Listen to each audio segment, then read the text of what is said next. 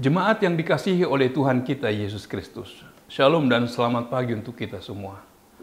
Firman kehidupan di pagi hari ini tertulis dalam Injil Yohanes pasal 12 ayat 47. Dan jikalau seorang mendengar perkataanku, tetapi tidak melakukannya, aku tidak menjadi hakimnya. Sebab aku datang bukan untuk menghakimi dunia, melainkan untuk menyelamatkannya. Demikian firman Tuhan. Saudara-saudara yang dikasihi oleh Tuhan kita Yesus Kristus, melalui nas ini diperhadapkan kepada kita dua kata yang saling bertolak belakang, yakni kata menghakimi dan menyelamatkan. Untuk memahaminya, kita perlu memperhatikan apa yang tertulis dalam Yohanes 3 ayat 17. Sebab Allah mengutus anaknya ke dalam dunia bukan untuk menghakimi dunia, melainkan untuk menyelamatkannya oleh Dia. Dan Yohanes 9 ayat 39, kata Yesus, "Aku datang ke dalam dunia untuk menghakimi, supaya barang siapa yang tidak melihat, dapat melihat, dan supaya barang siapa yang dapat melihat menjadi buta." Kata tidak menghakimi dan untuk menghakimi memang bertentangan. Kata yang dipakai adalah krino dalam bahasa Yunani yang memiliki arti yang sangat luas. Terdapat berbagai macam bentuk seperti anakrino, artinya memeriksa, menilai, menyelidiki, mengkritik, menghakimi. Ada juga diakrino, memisahkan, membuat perbedaan atau membedakan, berselisih pendapat, menganggap atau asumsi, menguji.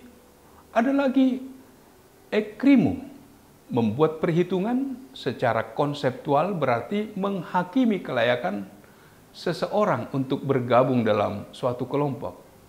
Ada juga kata krino, menghukum, menjatuhi hukuman, menghakimi, menyalahkan, dan lain-lain. Kata krino menjadi lawan kata dari kata sozo, yakni menyelamatkan. Bila kedua kata ini dikontraskan, maka kata krino boleh bermakna menghakimi atau menghukum atau menjatuhkan vonis atau hukuman. Bila dibandingkan dengan Yohanes 9 ayat 39, kata Yesus, "Aku datang ke dunia untuk menghakimi," krima, "supaya barang siapa yang tidak melihat, dapat melihat, dan supaya barang siapa yang dapat melihat menjadi buta." Konteks dari Yohanes 9 ayat 1 sampai 41 adalah orang buta sejak lahirnya yang mengisahkan tentang seorang buta sejak lahirnya. Yesus oleh belas kasihannya menyembuhkan si orang buta ini sejak lahirnya pada hari Sabat. Yesus yang kita tahu dapat menyembuhkan hanya dengan berfirman saja. Namun agaknya pada hari Sabat ini, ia sengaja melakukan suatu pekerjaan mengaduk tanah yang dicampur dengan ludahnya. Pada dasarnya, kata menghakimi berarti membedakan, memisahkan. Tuhan Yesus datang ke dunia ini untuk membedakan orang-orang yang seperti si orang buta yang menjadi percaya dan orang-orang yang mengeraskan hati untuk menolak kebenaran yang nyata.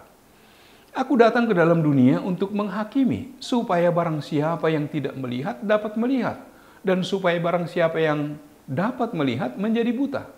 Kedatangan Yesus ke dunia ini bukan hendak menghakimi dunia, melainkan hendak memisahkan orang percaya dan tidak percaya kepadanya. Yesus datang ke dunia ini dengan misi dan tujuan untuk menyelamatkan manusia dari alam maut dan kematian kekal. Allah telah menyediakan anugerahnya bagi orang yang percaya dan yang mempercayakan hidupnya hanya kepada Yesus. Hukuman terjadi bila kita tidak melakukan firman-Nya. Sebaliknya, berkat Tuhan akan hadir bila kita melakukan firman-Nya. Kasih Allah membaharui hidup kita dengan sikap optimis, sehingga kita bisa memandang segalanya secara positif. Alangkah malangnya orang-orang yang hanya mendengarkan perkataan Yesus, tetapi tidak melakukannya. Sebab seperti tubuh tanpa roh adalah mati, demikian jugalah iman tanpa perbuatan-perbuatan adalah mati. Yakobus 2 ayat 26. Tuhan Yesus memberikan sebuah petunjuk peringatan bagi mereka yang tidak percaya kepadanya. bukan hanya sekedar tidak percaya, tetapi juga bagi orang yang mendengarkan perkataannya namun tidak melakukannya. Yesus diutus Bapa menjadi penyelamat dunia, menjadi terang agar manusia tidak lagi hidup dalam kegelapan. Yesus datang bukan untuk menghakimi manusia, melainkan untuk memberikan petunjuk jalan hidup kekal. Yesus datang untuk menyelamatkan manusia dan memulihkan hubungannya dengan Allah yang telah terputus sejak manusia pertama jatuh ke dalam dosa. Allah menghadirkan Yesus ke dunia berdasarkan kasih. Ia tahu bahwa manusia memang berdosa, tetapi dengan kasih-Nya, Ia berinisiatif untuk memulihkan hubungannya dengan manusia yang telah terputus.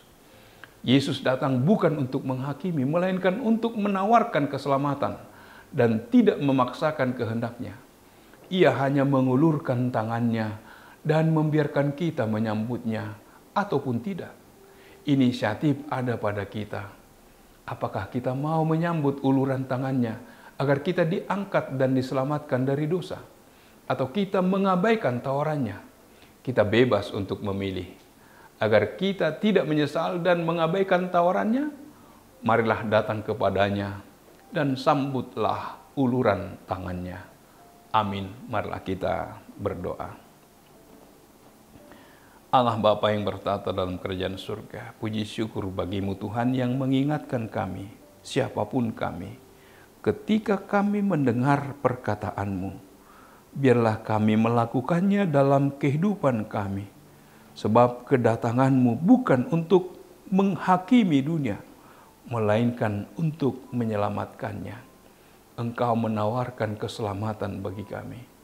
Biarlah melalui kehadiran-Mu, melalui kasih-Mu, kami tetap merasakan bahwa Engkau mengasihi kami. Engkau ingin menyelamatkan kami. Biarlah kami sambut kedatangan-Mu dengan mengulurkan tangan kami terhadap uluran tangan-Mu yang senantiasa mengasihi kami. Terpujilah nama-Mu, dalam nama Yesus kami berdoa dan bersyukur. Amin. Anugerah dari Tuhan kita Yesus Kristus, kasih setia dari Allah Bapa, serta persekutuan dengan Roh Kudus kiranya menyertai kamu sekalian. Amin.